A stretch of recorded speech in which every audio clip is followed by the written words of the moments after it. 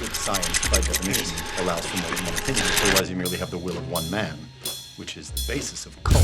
If it's not in frame, it doesn't exist. I'm as mad as hell, and I'm not gonna take this anymore! I'm funny how? I mean funny like I'm a clown, I amuse you? Where you been? Drunk. Wendy, darling, light of my life.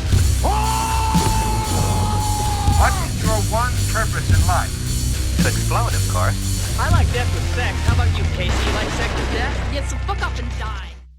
I'm a little drinky boy. If you don't know, Yeah. everyone Yeah. out there, you don't know by now.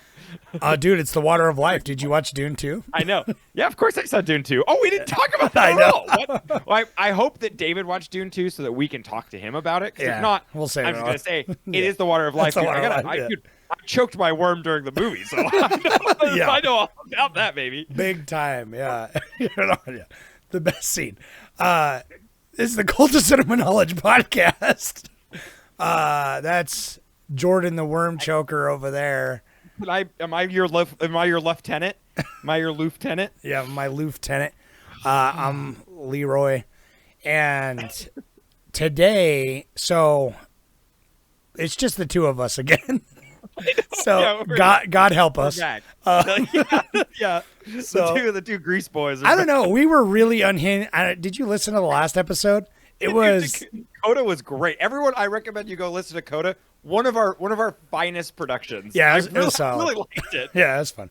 It was a good time having Mary on, but it's back to us two schlubs, so you better get fucking used to it if you're listening and enjoying it. No, you were like, oh, it was too tender and soft. Oh, you had a woman's point of view. Now it's back to men. Yeah. Men on ships, baby. Finally, oh my God, I was my mask was- white men can actually have an opinion. Yeah. God, I know. Honestly, can I get an amen from Corinthians? It's about time, one for the white men. Anyway. Oh yeah. God, and speaking of which, Yeah. Anyway, see, I told you this. This month, if you didn't know, we are watching ocean-based movies, things that take place in the sea.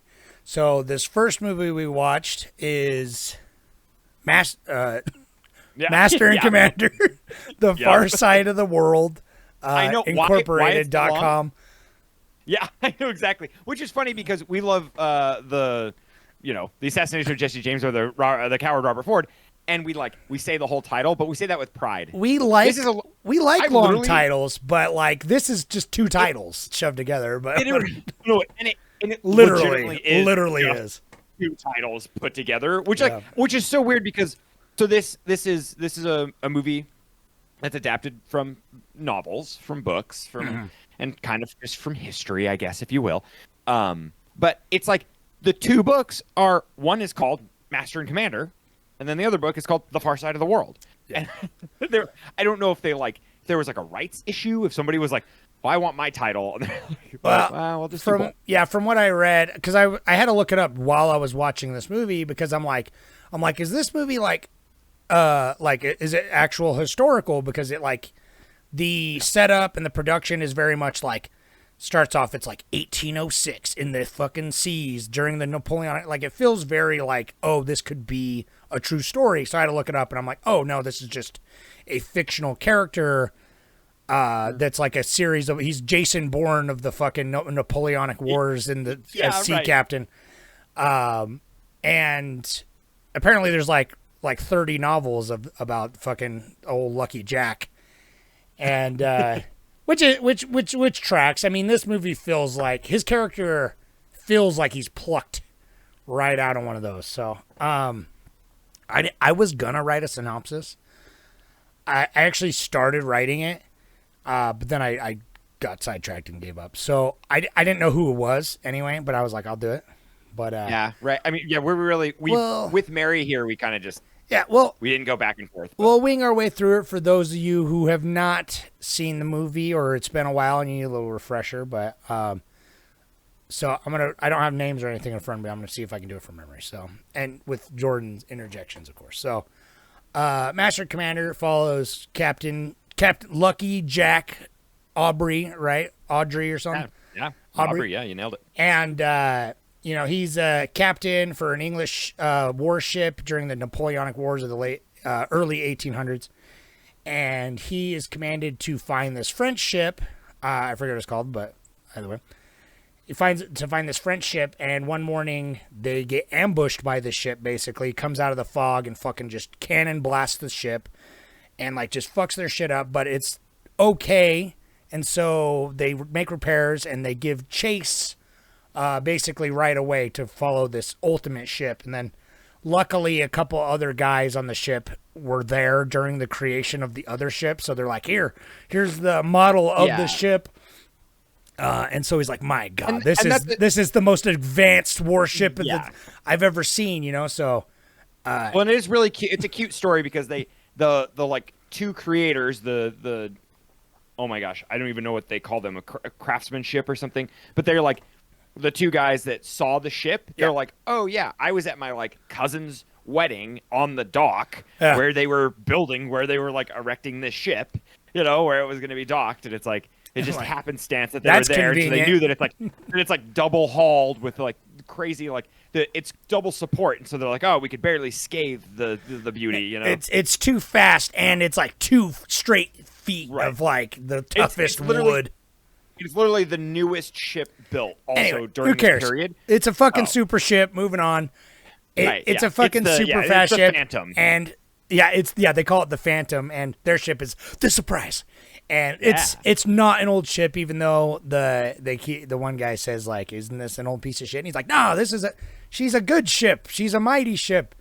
They're into their ships. So this ship full of children makes its way across the sea, chasing this other ship because it attacked a whale, and they're going all this distance, and his the doctor, I forget his name, but he's like also Lucky Jack Steven something. Yeah, he is kind of like a friend, has been on many campaigns with Lucky Jack, so they're kind of familiar with each other. They play music together. He's like the only one that kind of gives them the back and forth. They eventually make their way to the Galapagos Islands, and it's pretty uncharted at this time. So he's like a scientist and a naturalist, and he's like, whoa, look at all these undiscovered creatures. And Lucky Jack's like, yeah, well, when we get there, you can check it out, and we'll have some time. But then he's like, no, I thirst. Never mind. We found some whalers, and we're... Duty. Yeah, and you've got Jack is bound to duty. He's doing everything for his whole man thing. And country. Yeah. Right, and that's his archetype, and so he's chasing the ship, and so like the one thing this movie captures really well is the passage of time is really great because like Jack is like a really good seaman. He's out there and he knows how to like track a ship, but he tracks it with weeks and weeks in between because it's like the other ship is so fast and it just continues to go, and it's like this movie does a good job at like capturing just like the breadth of the ocean and the depths. It does, and, like the they're go. very stuck at sea. A lot of maps too. If you want to look at the maps, that's pretty much Jack pores over the whole time. He's always looking at maps, and when they find the Galapagos, it's kind of like it's cool to see them build their like tactic around staying at the Galapagos, getting off, being able to like hang out, and and it gives the men some time to like kind of breathe and play and get off the ship because everyone's getting a little stir crazy because what happened? There was somebody. The doctor got shot. The doctor got shot, but then there was a lower level lieutenant who wasn't getting treated well, and there was almost a mutiny on there because like he wasn't commanding his ship. So, like the ship is wild because it takes like I don't know. He's like there's the captain who the one lieutenant was sort of weak. Seen as meek, and he's like, you got to step up. Everyone thought he was the Jonas of the ship, which is like the cursed sailor that because they kept not having wind and like no rain, so they were all like didn't have any water and they were like really struggling. And then so he kills himself, and then like it actually turns out suicide's awesome. So it rains, and apparently he was actually cursed. I don't know, but everyone's like, yay, he's dead, and then so they promote some other young child involved with this. It's great, yeah. At one point, earlier on, the other ship gets behind them and like is hunting them, and they kind of like do a little trickery to kind of lead it off by doing like the little fake sail.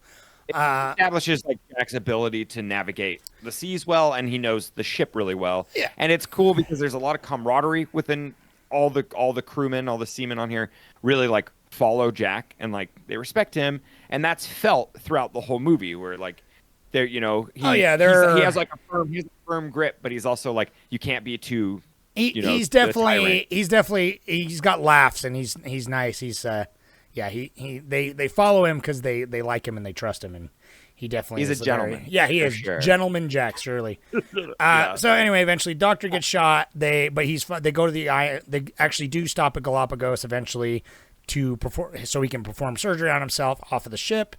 And he does discover some animals and all that, but then he sees the other ship, and so they kind of book it out of there to chase the other ship. And he's telling Jack about the stick bug, and he's like, he disguised himself, and Jack was like, oh my God, I got to disguise my ship. So they disguise themselves as a whaling ship so they can get close to the Phantom ship. And so they're like, pretend like they're going to surrender, like, oh, we're just a whaling ship. And the other ship's like, we're gonna loot you now. And then as soon as they get closer, like, psych, we're actually the British. Aha! And they pull out their flags, and there's a big old battle at the end, and eventually, they take the ship, and he gives the command to the ship to one of his other guys. And there's also a kid that's got one arm he lost earlier on in the movie, and he's pretty dope, and he's more of a leader than a lot of them, even though he's like 12. But he like goes on and like basically got a fucking knife in his mouth and a pistol in his hand. And there's one empty hand, and yeah. But he takes the ship, and then at the end they're like, oh, the captain's actually dead, and then he got psyched out, which honestly just kind of doesn't matter. But it ends with like, you think it's gonna, he's like, all right, I finally got the ship, and then he finds out like, oh, the captain actually was alive, and he tricked you. That wasn't actually the captain. And so he's like, oh, just kidding. We're back at it again to the far side of the world. And then it just, then he goes because he can never give up. It ends on a jaunty tune. Yes, it does. They, yeah. The doctor's feeling better after he performed his surgery on himself, and so they can play music again, and everything's just A-okay in the world. Yeah. And they're back on the hunt, which is the only time they truly feel alive. That's my main criticism is like this movie is just so like how they made this story is fantastic, and I really liked it. I kind of wish that there was a little more like focus on them trying to find the ship, but it like I think it's fine. I like the story. I like the pacing, but the ending, it's like I feel like that climax happens so fast, and the battle's so brutal, and it actually honestly feels like too fast. I feel like it like just kind of like, which I guess kind of is a credit to the scene where it's a frenzy and you're just doing this. I like the abrupt violence earlier on makes sense because they're always at the underhand. And it's like that opening scene with they're like, is that the ship in the fog? Like, what is that? Dude, that was amazing. That the so tension building. Yeah. And that was the best. The attack. And then like them, like that was the true to me. That was like, I think I was starting to like just grin and be like, lucky Jack, man. Like because all the times they're like, my God, he's the greatest captain ever. Like he can, it's like he knows this beauty like the back of his hand, and he's gliding across the beautiful serene blue. And he's always always there with a joke, and he's always there with an uplifting something to be like. He'll be the first to get down in the grog and razzle up some of the men, and like he's great and I loved him. But it's like that beginning, that first like the first 20 minutes of the movie was like probably the best. Is the best like depiction of them working on a boat and like working together and like that just like and showing how skilled he is, because he can even he's not like he's not super egotistic. Like he has like a big ego, and he's like he's proud. Well, he's but fair, but he's also spoiled by pride. Yeah, he's also weirdly he knows humble. He knows when to Yeah, he knows when to retreat, and he knows like, okay, we'll retreat. And this is he knows the chess game that is a ship battle. He's like, all right, we have to retreat now into the fog because we are damaged, and like we have to get like a status report on what would just happen. It's the long so we can game. Better prepare. It's the long ship game. naval 1800s naval battle is not. It is the long game, especially unless if you survive, you got to know when to like live to survive another day. But I love that. I love that he was able to like, back away and like take off. And then I'm glad that didn't become. I was nervous that like it showed like his pride at the beginning, and I thought that they were gonna do it, which they kind of showed a little bit with like the guy going overboard and stuff. And it's like he pushed too far. He like was trying to go against nature. In that storm. But anyways, it's like I'm glad that wasn't his downfall. I'm glad this wasn't like a tortured character that like ends up losing. I'm glad that it was like kind of a happy ending. Yeah, I mean, because everything I'm gonna say is gonna make it sound like what we were like last week, where it's like I wish it was darker or whatever.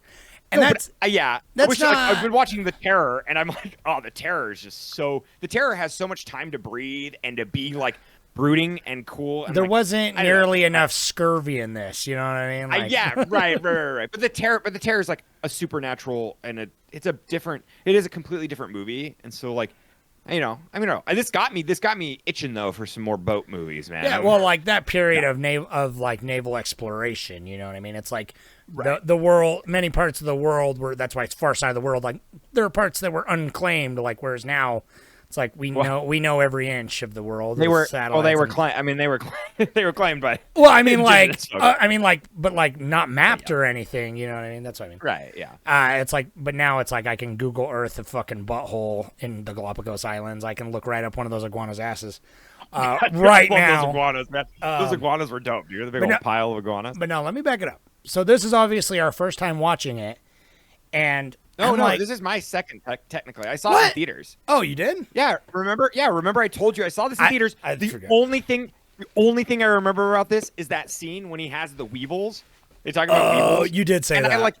And I couldn't, it's like, I remember liking that scene, but I only saw this movie once in theaters because it was like at a point where I was like, Russell Crowe is kind of a joke.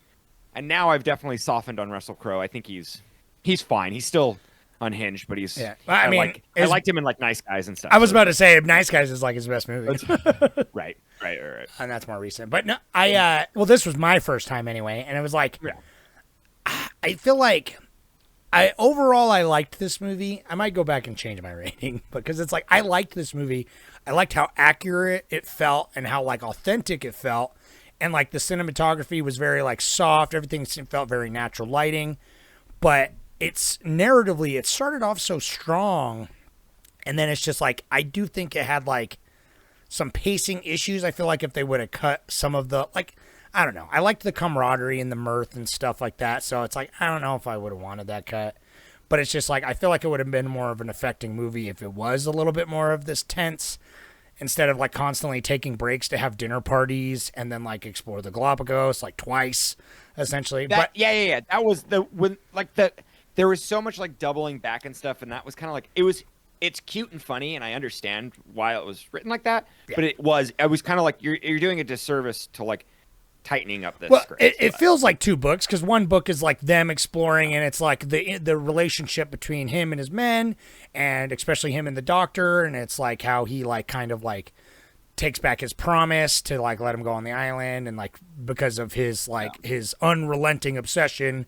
And his pride, essentially.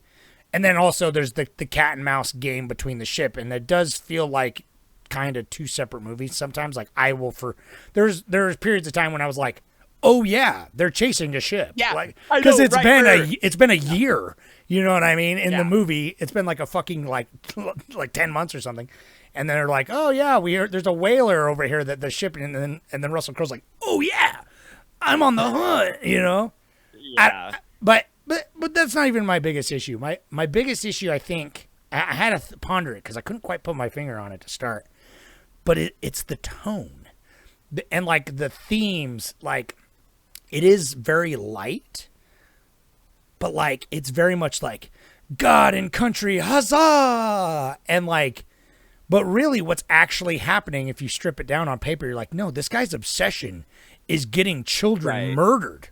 Like, people are dying. Like, right at the beginning, the one kid loses his arm, and he's like, God bless you, Lucky Jack, but there's like 9 dead and like 40 wounded, and he's just like, we must press on because of my obsession. And he's only ever called on it once by the doctor, who's like, maybe you're a little obsessed.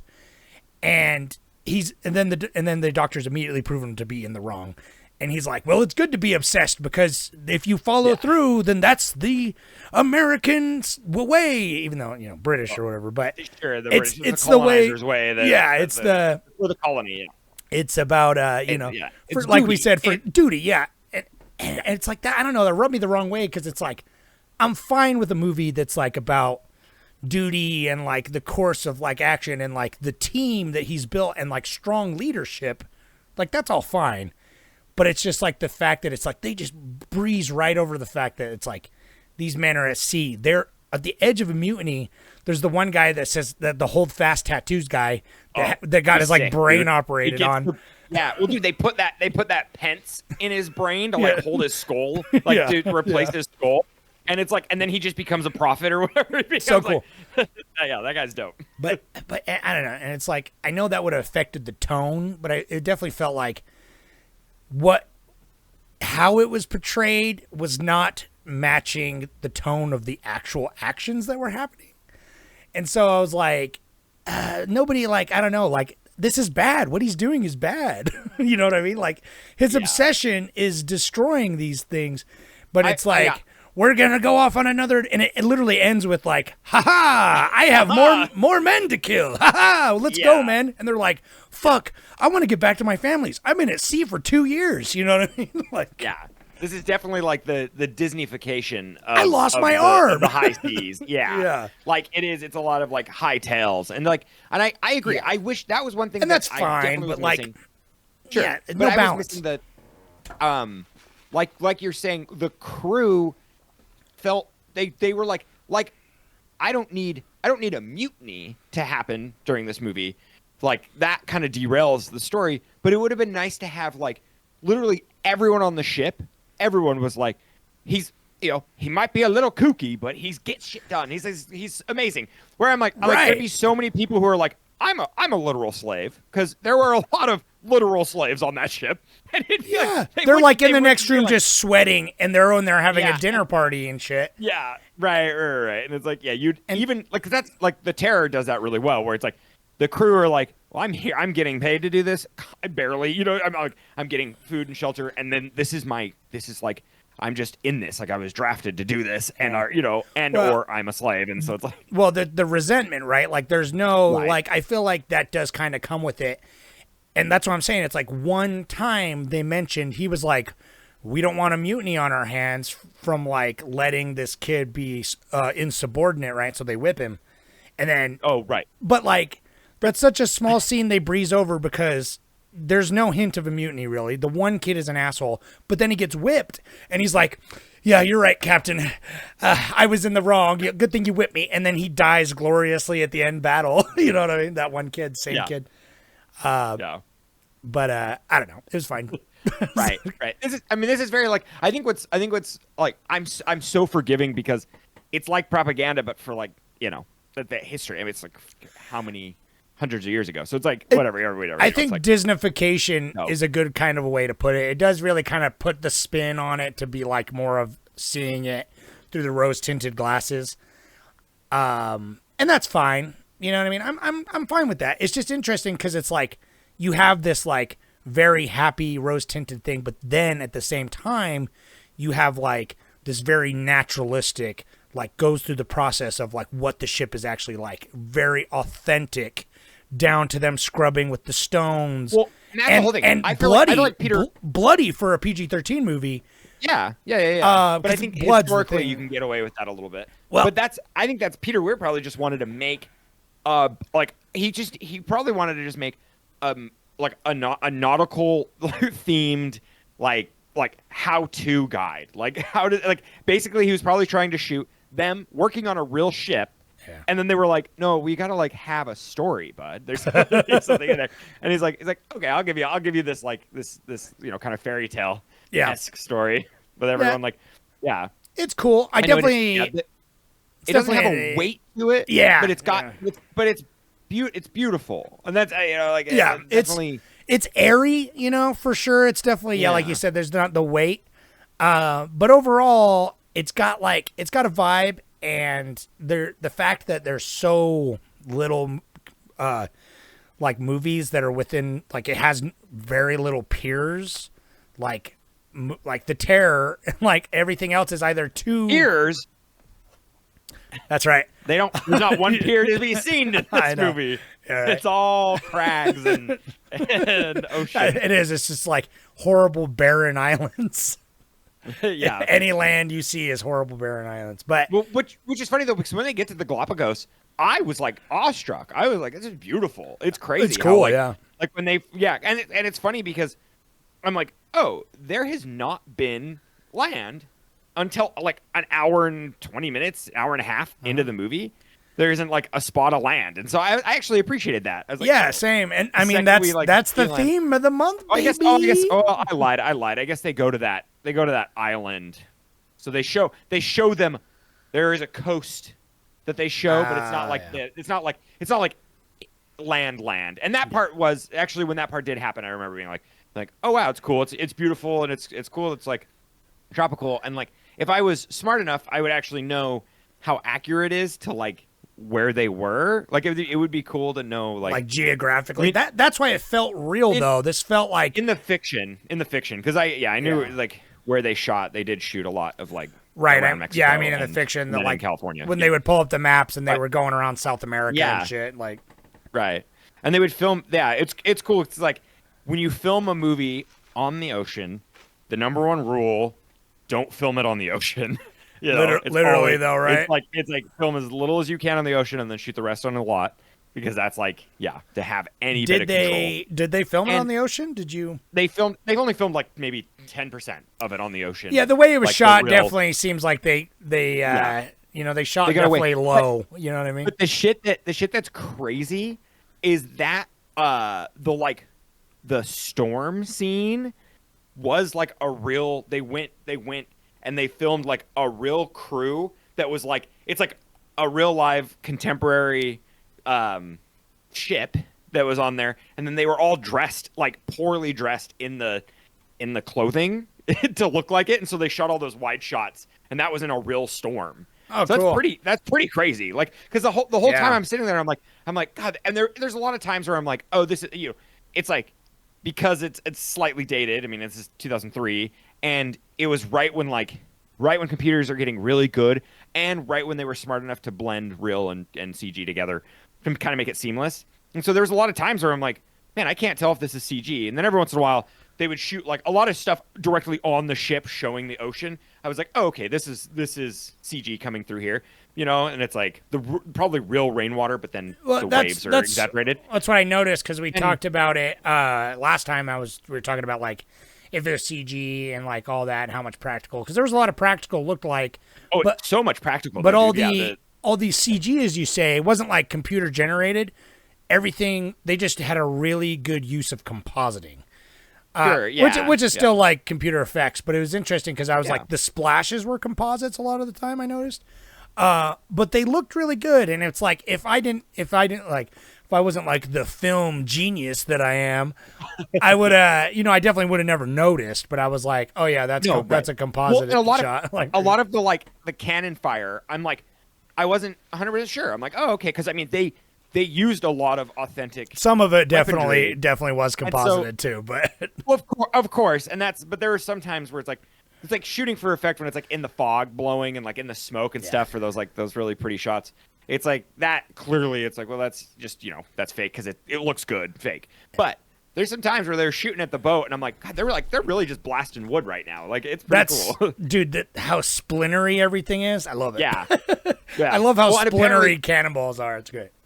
How they got all the Foley is they would take they went to like a British naval base and took old true like 12-pound cannons, and they rigged up a bunch of sound equipment to him and just fired off a bunch of shots and like ripped him through a bunch of like, you know, made up plywood pieces of, you know, like actual like wood and timber and stuff. And they like really just authentically shot it to get like, so that like the sound is super rich. Like I wish I watched it with my headphones because I was like, oh man, this is like beautiful. I'm sure it's like cinematically or like, you know, in a full theater. I'm pretty sure. I'm pretty sure this won Best Sound at the Oscars that year. I was looking up. It won 2 Oscars, right? Yeah, it was like Best Sound. It was like Best Sound Mixing, and because that's before they combined it to one thing. It was like Best Sound Mixing and Best Cinematography, I think. Oh shit! This definitely had rip for this movie, man. Because this movie, I'm like the fact that this movie didn't clean up and win all 8 categories that it was in is crazy to me. But it was against Lord of the Rings, so you gotta like you can't. Yeah. It's like Lord of the Rings really is. I just listened to a podcast. If you listen to What Went Wrong, to plug somebody else, whatever, it's phenomenal. They're like they just kind of deep dive into like. I'm wearing a Last Podcast on the Left T-shirt. So. Oh yeah, right. Yeah, right. Of course. We'll plug whoever. Yeah, and I love it too. Because it's like, yeah, What Went Wrong? They do like a 2 or 3 parter on. They do a 3-parter, I think, on the Lord of the Rings, and it really is like outside of the crazy ass billionaires back in like the 30s and the the 20s, those people who are making movies, that it's like a movie has not been made like Lord of the Rings. We talked about it a little bit on our personal podcast. Yeah, go listen to that one. Go listen to that one. But, I know this is a little bit of a sidetrack, but I did see someone saying about Dune Part 2 that like. If it comes together like this, feels like the closest thing to like a big epic, like since Lord of the Rings. You know what I mean? Part 3, dude. If part 3, because it's one of those. Yeah, he was shooting it simultaneously, similar to Lord of the Rings, but. Anyways, but we'll see how it goes. I don't. But like, anyways, back to this. I'm kind of like I'm surprised because this movie came out a year before or a year after. I feel like it would have done a lot better, even though it did. I mean, it made it to the Academies. It did, and it like. This is a movie that surprisingly failed at the box office, did really good at home video and really good afterwards, and it was scheduled to be a franchise. They were going to makes sense. They have like a ton of books to pull from, you know. Like. Right, and they were gonna continue down and kind of build it. And I think that Disney, speaking of which, did that later. What, like a year later or something, or 2005? I don't know when did they do Pirates of the Caribbean? Because then like that became it was like the next year, I think. Yeah, so that became their like I'm sure Disney just like took it over and just like but dude, and it's wild too. Peter Weir, he's been out of the game. He did this movie and then like 2 other movies since like like the last 20 years. So like since it's fresh in my mind, this is the time to bring it up. Like I do think this movie looks really good. It definitely goes the like Barry Lyndon route where it's like the very naturalistic lighting. Yeah. But like, so I gave it a pass on Dead Poets Society that like sometimes it looked like butt. But I swear to God, I don't know where Peter Weir, if he actually dredged up a couple film rolls from the depths of the ocean, because there are some shots in this movie that just like, and it's, I don't know. I watched the Blu-ray, and so it's just like, there's a couple exterior shots that I don't know if they gave this film roll to the B team, but it's like the grainiest, scratchiest, fucking weirdly, like, I don't know, like there's some shots that I'm just like, this is beautiful, but obviously the film or something in the development process is whack. Like there was some shots that are like, were fucking crazy. And Dead Poets Society was the same too. And so I'm like, did they just give Peter Weir, like, did they just give him like the B cameras or something? Like, because sometimes it's beautiful, but some of especially in low lighting, which I know that's a thing, but it's like with film anyway, it's like, I don't know, some of the shots are like the quality of the fucking film is butt. They give them old butt ass, man. We've got some old, like, 58 developer. Let's just whatever. I don't know, man. They found it. Yeah, they just found it on under the water on the set, and they're like, let's use this. Also for Dead Poets Society, same thing, because Dead Poets Society, like, oftentimes, I don't know what it does. I wouldn't be surprised if it was the same the like, same film reel from the same 80s. color- He's like, we're just corrector we're or gonna whoever. film over the Dead Poet Society film. We need to save money, boys. yeah. They stripped it down and they're like, here, They bleached it because that's a thing. yeah. I Anyway. know, right? No, But it's- I don't know, man. I know what you mean. Like, there were some times where, like, know what? I was really bummed. I felt like, as much as they showed the ship, it felt super tight, like literally framing wise.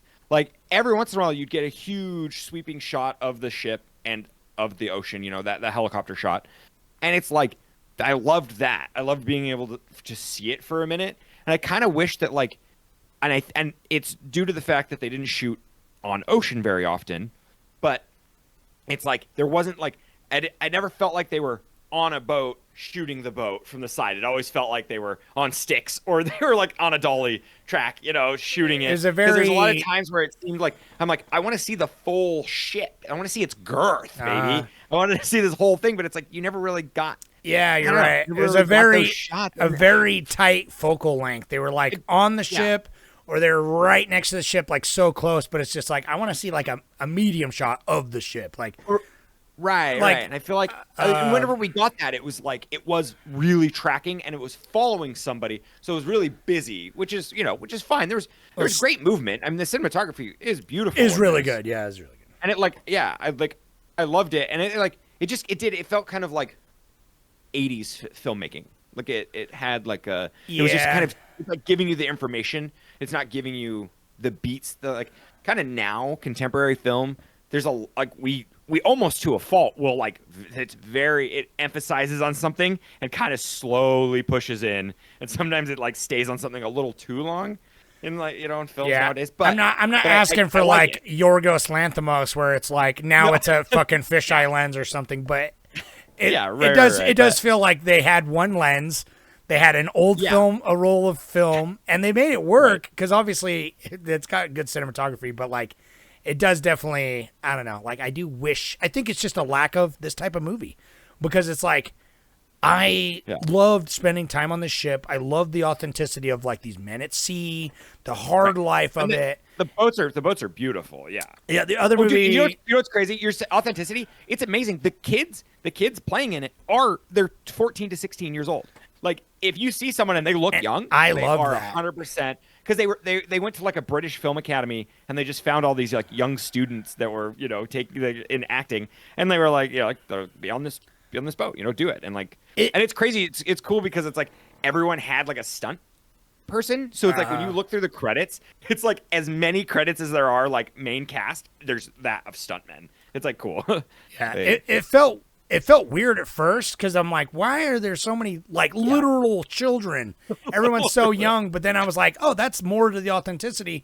I'm just so used to seeing 30-year-olds playing 18-year-olds. Yeah. But I'm like, oh no, in real life, it's like fucking soldiers are boys. Like obviously soldiers are like fucking 18, and then even in the older times, right? Because this is like fucking 1800.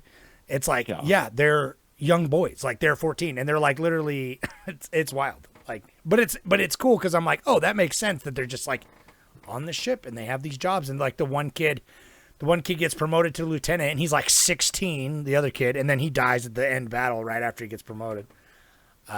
Which I liked it. And that was like, oh yeah, but it was a tender moment. I liked when the boy was like, I'm gonna stitch him up, the one-armed. And he's like, yeah, help me hold it because he doesn't have the. Yeah. But they had the chat earlier about like, the last one goes through the nose to make sure you're actually dead. But I was actually. That guy was dead. Well, I mentioned this briefly earlier where it's like, I feel like this was the era of like you could get away with more violence in PG-13 movies because like Lord of the Rings also quite violent. But like the biggest thing is you could always be as violent as you want, just don't show the blood. And I'm like, this movie had a lot of like exploding boat parts and guys flying back, but there was also a significant amount of blood. Like when they walk into like the fucking operating chambers, there's just like blood everywhere. And I I was surprised. Like I said, historical. I bet you It must that's be. why they could It get must away be. with it. Yeah. It's like It felt well, very it's of the times. because that's the thing they always shy away from. They're like, you can shoot as many people as you want, but as soon as you start showing blood, then it's R. Now it's an R rating. Yeah. And that's why they change the blood's color a lot of the time.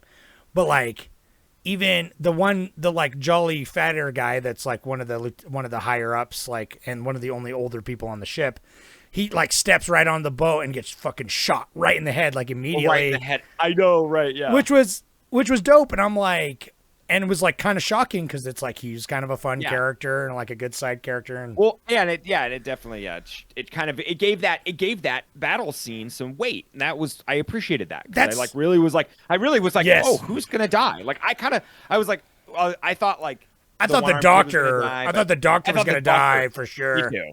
Yeah, I definitely was. When he got shot too, I was like, he should have died. Yeah, the doctor should have died because after he got shot and lived, I was like, oh well, that's convenient. But then when I'm like the battle to me is so ridiculous because it's like they go in and it's brutal. It's a brutal hand-to-hand combat, and the doctor's just in there like, on guard. Like, and I kind of was like, oh. He's like recovering from surgery. Yeah, he's like holding his wound when they cut to him with the dust is settling, and he's like. I ripped a stitch, but it's all good. Yeah. I did it in the lot for fucking God and country. But yeah, that doctor was cool. I wish, cause like I think it would have been cool to have a series of this because it's like it obviously ended on the note like they're still out there. And he's like, "Hey, it's a flightless bird. It's not going anywhere. Let's hit the sea, boys." I thought it was like I'm like you're getting too cheeky. Like it was like it was. So, he like it's like hey, I know it was let's jam, baby. Yeah, dude. No, they really like that. Their jam sessions. It was sometimes I was like, are these guys are like they're into their prog and they're just like they're like we might kill a few nameless Frenchies and then we might just jam on our loot, baby. I know, lose a couple on the way, I know. Well, they're like we got like 100. There's like 190 people on this ship, and they're like we can lose 27 or whatever. We can lose some. It's cool. Yeah, but I don't know. It's like I do going back a little bit. It's like I liked how. It wasn't even necessarily unpredictable, but like when it was violent, it captured quite well like the boredom of being at sea for long stretches of time, but then like the suddenness of violence in war, because it's like you forget, like they're not explorers, they're soldiers. You know what I mean? It's like they do feel like explorers because they're at the far end of the world. And so it's like, and they're like, obviously like, oh, look at these new creatures and all this.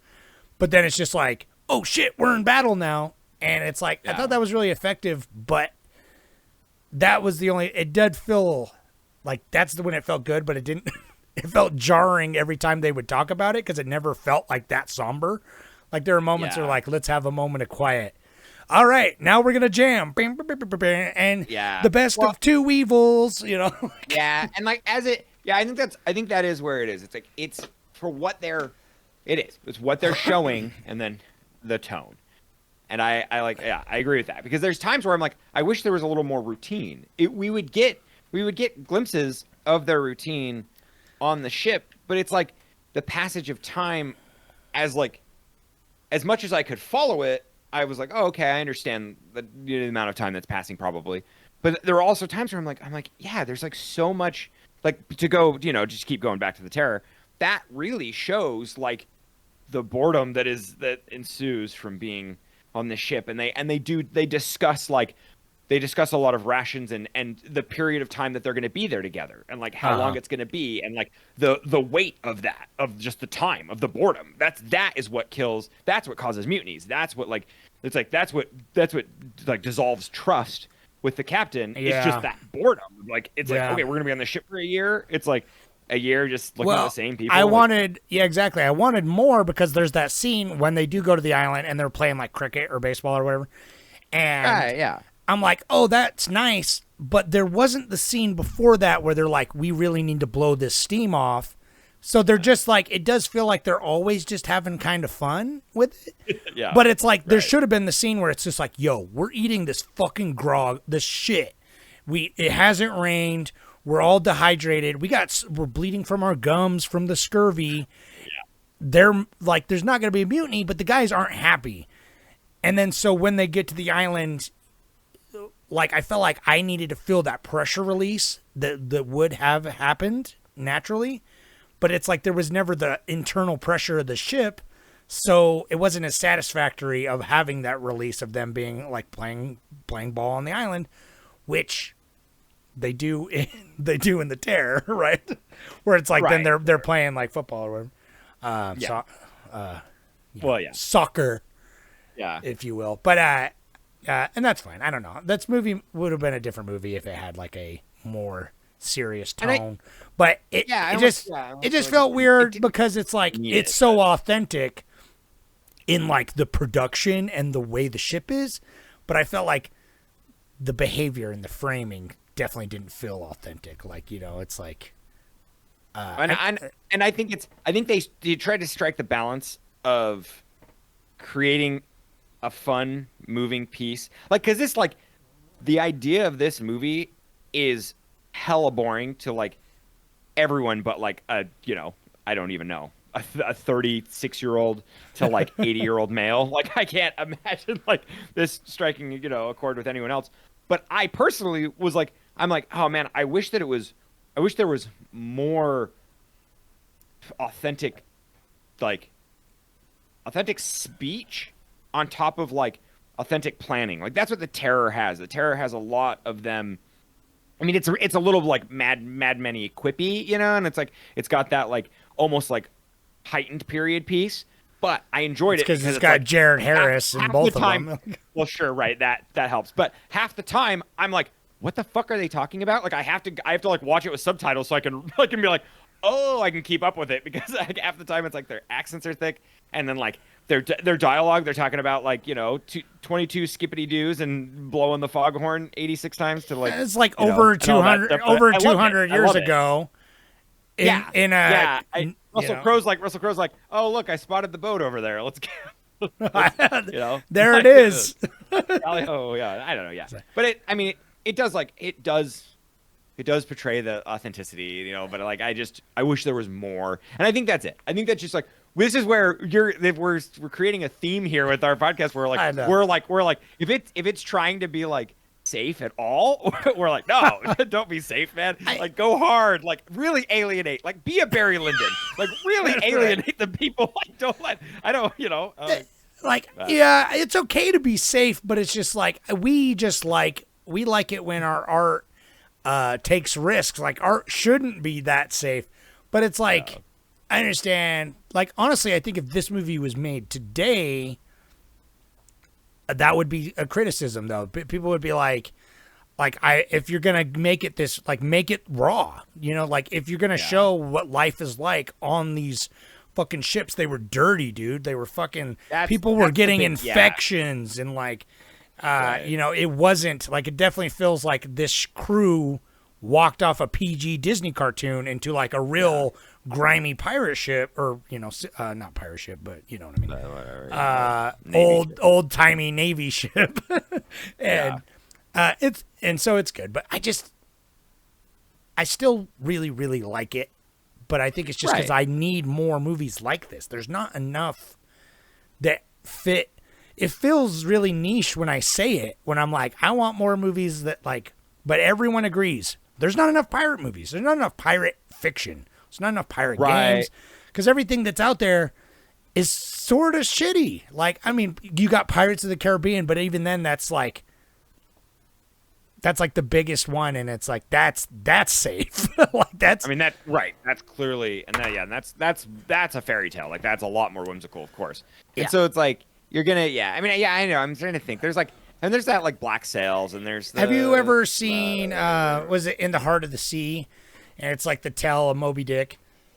Oh no, that Moby Dick was inspired by. It's got like one of the Hemsworth brothers in it, but it's like the true story of like they were on like that time period vessel that got like destroyed by a giant whale, and they were like trapped at sea, and they had to like resort to cannibalism and everything like that. They're like starving, and they got stuck on like an island and everything. Like, that movie's pretty good, but it's like not enough of the boat. Like, the boat gets destroyed at the beginning. I'm like, I want a good, like Well, fucking yeah, pirate movie at sea that's just is just raw dog. I want to see it raw Well, dog. and I want a lot more like flag changes too and stuff. Like this had a flag change, and it's all like I don't want them to like say everything like, oh, we're taking this flag down to raise this flag when this flag means this. But it would be kind of cool to have like to show more ceremony in how they do things. Like to have like, it's like because it's fun to watch everyone like extend the rope and like drop down the sails and like I like watching the crew work, and that's something that I feel like we get in this, but it's like it's cut. Like I said, there's not enough breath. It's like everything's cut to move to keep moving. But Yeah, I would have liked that, but that's personal things. these are like just small critiques, really, because Yeah. I enjoyed it. And it's funny the whole time we're watching it. Victoria's like, you like these kind of movies, don't you? And I'm like, I don't know why. I love like the 1800 period pieces that are like this. Like I don't, like. I mean, it's fun. no I don't know. First Cow, but No, it's not, and that's what I mean. I love First Cow. I just feel like Cow's we had amazing. to mention it because I know that's what she 'cause now was thinking. Now it's become that was the thing. Now we're bound by that. We've been yoked with First Cow. We have to mention it every pod. But It's true. Really though, First Cow is top notch on period piece. Go listen to that episode. Yeah. Anyway, so you said earlier that this was a sort of a box office bomb. Give me a money minute.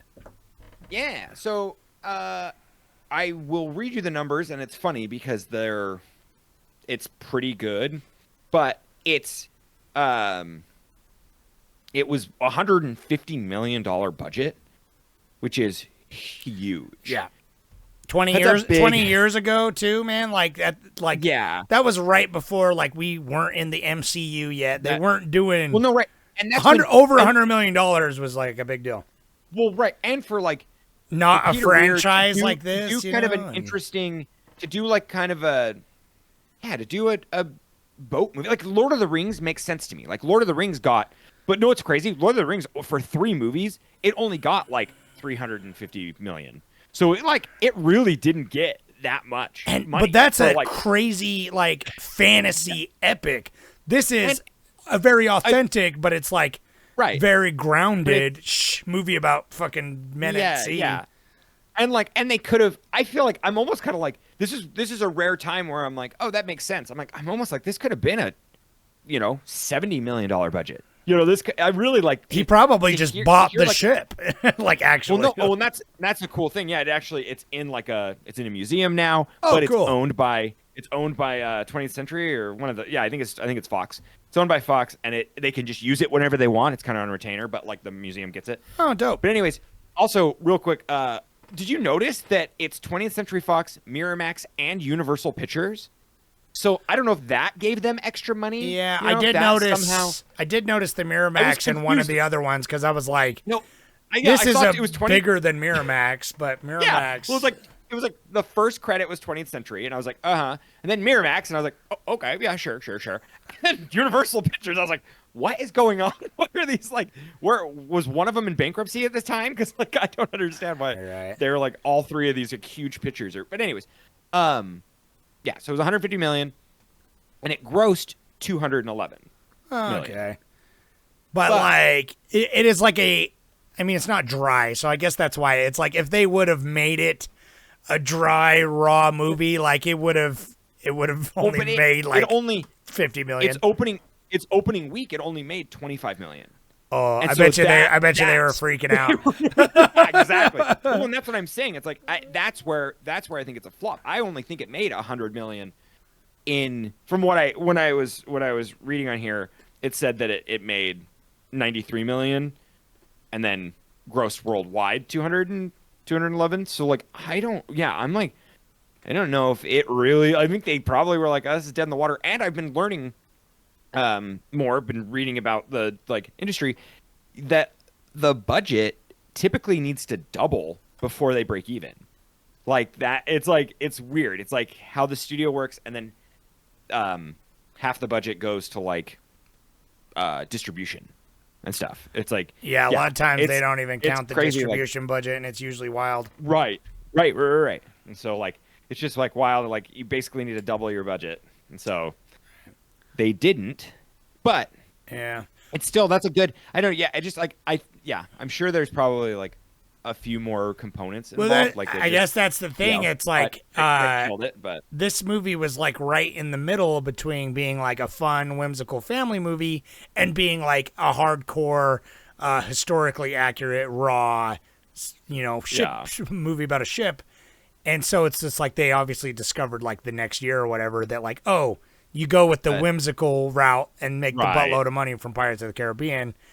Where we're like, no, go the other way with it. But then, you're not getting a fucking $150 million budget. That's for sure. No, Pirates came out the same year. Oh. Pirates of the Caribbean was 2023 or it was 2003. So, okay. I think that, I wonder if that made sense then that they're just like, oh no, it's like going up against Pirates of the Caribbean and they're like, everyone, your average moviegoer that they need to get meat in the seats to make that money back. It's like, oh yeah, dude. Let's go see Master Commander, the far side of fucking Russell Crowe's asshole. Yeah, I know. Russell Crowe with his ponytail. And then, but dude, that was Pirates of the Caribbean's budget was 140 million, and it grossed 700 million. Peter Weir, what are you doing, man? I don't know. But yeah, I don't know why the budget was so great. They must have hit like production issues with using the ships and stuff and like everybody, but. Because I know Russell Crowe had to leave production for a friend's funeral, and so like it, there's funeral at sea. All right, let's get on with it. Yeah, I got a couple Reddits for you. So, Marl the oh my god, I'm gonna butcher this. Marl the Advent Guard Dog says, regarded by historians as truly authentic to the experience of sailing one of those ships, which is dope. I want to see my sailing enthusiasts on here because I'm like, I saw that comment before I watched the movie, and then obviously I don't comment until after I watch the movie. But then I'm like, oh yeah, of course, because it's like honestly, that's why that was like one of the best parts about the movie. That's why I wish there was more of it. Like we would have just like I would have been down with a movie that's just like the crew being disgruntled and like No, literally like I don't need the like other ship, the Phantom ship. Like it would be fun to have that happen, and then literally just the rest of the movie is them navigating how to fix the ship, and then just doing trade up the coast and how they navigate. No more. We don't need the ship again. And that's kind of just his white whale. Anyways, yeah. Yeah, honestly. And then another opponent says it has the true feeling of an epic journey and probably the best naval movie set in the era of when wooden sailing ships were the ultimate weapons and forms of transportation. Also, the kid is probably the single best child actor in almost any movie I've ever seen. Little dude is a badass. That kid was really good. I told him to go. I told him to go watch Paper Moon though, because that's the best child acting I think. Oh yeah, I mean of course. Yeah. But no, that kid. I wish I knew his name because his character. I thought he was going to be like nothing because he was obviously a kid. And he's like, oh, he's like, I know your dad, and so I'm checking on him, and then he like fucking takes a cannonball to the arm, and they have to amputate it, but it's just like as the movie goes on, the kid keeps showing up and like being a major part, and also being like fucking, like that's what feels authentic. It's like by the time he's 20, he's gonna have his own, like he already has his own ship almost. Anyway, yeah, that kid was dope, and this movie is the best movie of that type because they don't fucking make them. I know, yeah. So, Clones for People 2 says, first watch, I have mixed feelings on this. From a realism point of view, it seems like it has a great production design and a true-to-life characters, and really displays the authenticity of an 1850s wooden ship. The cinematography was very good at showing a sense of how crowded everything was, and it's well directed to show all this. For me, where it let me down was in the lack of depth in the secondary characters. Yes, there were a lot of interesting subplots, but I felt I didn't know enough about the actual characters, similar to Dead Poets Society. Also, and this is probably how the book is, but I think it would have been better if it was more of a cat and mouse with the other ship and the other captain having a history between the two ships, or seeing both points of view would have raised the stakes. Overall, it was watchable, but a bit dull at times. 6 out of 10. I think I kind of agree with that. Like, with the same flaws and same strengths, you know what I mean? It's like, I I do think if they would have just stuck to the one thing, like this movie, like it wasn't that long, but it's like, at over 2 hours, it felt like 2 books. You know what I mean? It's like if it would have been just about one or the other, I think it would have been stronger for it. Like if they would have been at sea and had their whole fucking thing with the Galapagos, or they would have had the tense cat and mouse. Because honestly, that opening, my favorite scene by far, that opening scene was tense as fuck. They're like, wait, was that sails in the fog? And then it's like you see the lights before you hear it, and he's like, hit the deck, and it's like, and it's just like, I don't know, like, yeah, it's super fun. Like, I was boned up, and so like when the rest of the movie wasn't like the same level of like seriousness and tension, and like I was kind of like, I don't know, kind of fizzled out for me. Like I was still there for it, but like I feel like it never reached it started off so strong, never reached the heights of that scene. And if it would have been more of the tension, because like I said, it's like you forget they're chasing the ship, and so it's like, I don't know, be about that or don't. Anyway, thank you all you guys for commenting.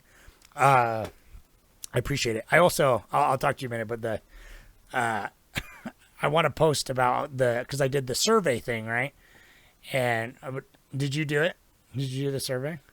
I didn't see it. Okay, well, I'm glad it wasn't you then, because there's a couple other people, but it was funny because I'll find a way to post it on the Reddit so we can see the outcome here. The outcome, but I was trying to remember every person did a one word, like sum this movie up in one word, and I'm pretty sure they were epic, seaworthy, and boats. Hell yeah. Nice. So I love that. Anyway, I love that, guys. Thanks for the even though not a lot of people did it, I was like, it's kind of fun, so I'm going to keep doing it because I like it. Yeah. So anyway. I love it. If you guys want to join in the action, come to r/coldest knowledge, dude. I'm not goofing around anymore. You guys may think it's the end of the pod, but I'm just getting started. I know, yeah. Buckle up, buckaroo. Yeah. Do you know what my favorite scene is the Weevil scene, because of the line when he goes, a man who would pun would soon pick a pocket. Yeah. I was like, hell yeah, that's dope. He burns him at the end. Yeah, I like that. Yeah. That's a really good. Like they're like, dude, they're the relationship between the captain and the surgeon, like they were, it was electric, dude. I was like, sometimes I was like, they were in a lover spat, and I was like, oh yeah, that was the best. Yeah, that was the best for sure, because it's like they were obviously the most developed, and it's like you felt when he got shot, like that was also probably my other favorite part is like when the doctor got shot. I got nervous, and then but like Russell, Lucky Jack, he's like, no, we're gonna go to the island. And you could tell he feels guilty about like burning him earlier, about being like, no, I'm the captain. You don't talk back to me. We're fuck you in my promise. But then he gets shot and he's like, you know what? You're right. This put things in perspective. And it's like, that's what I wish the movie was more of that, though. Important to me. Yeah, because it's like, he is the one character that calls him on his like hubris and his obsession. And then it's like he gets shot and he's like, then he feels guilty and he takes a step back. But it's so subtle that I'm like, that should have been the focal point. Anyway. No. Yeah. But it's really good. Yeah. That was really good.